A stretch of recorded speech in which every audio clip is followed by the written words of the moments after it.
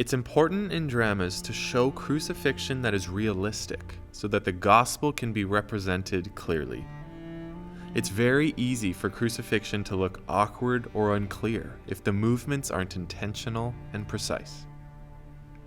When crucifying Jesus, it's important to do any nailing or whipping movements on the exact beat in the music. Because you won't actually be hitting Jesus, it's crucial that you are hitting on a beat so Jesus can react appropriately. We want to make this action clear to the audience without hurting people in the dramas.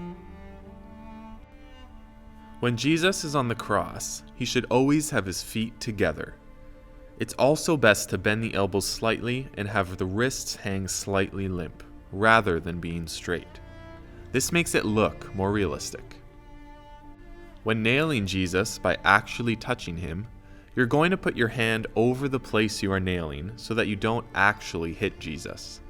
Make a strong swinging motion with your arm by bringing it back behind your head and then hit your own hand, not Jesus. When being nailed, Jesus should react not just in his face, but in his whole body. It's a very painful experience, so this should be obvious to the audience through Jesus' movements. A good way to do this is to flex the hand that is being nailed, show pain in the face, and then tense the body on the same beat. Jesus should react to the nailing motion by looking towards the place that is being nailed. When his feet are nailed, Jesus should respond with his whole body by tensing and reacting in pain with his torso and head in a twisting motion. It's important that Jesus doesn't thrust his body in an awkward way. Here's an example of an inappropriate reaction to crucifixion.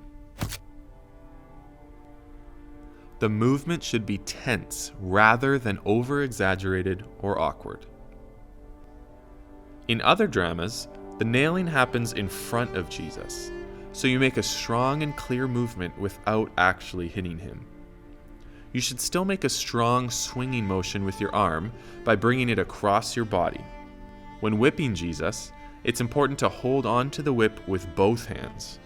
Imagine you're holding a board rather than something loose, so there is strength in the movement. It's important to do this movement on the beat so Jesus can respond correctly. When whipping, you will move the whip across your body diagonally from over the shoulder, across the body, to the hip on the other side. Make sure that when you finish whipping, you set the whip down so it doesn't disappear. When Jesus comes alive, he should not look surprised or shocked. He should look confident and happy.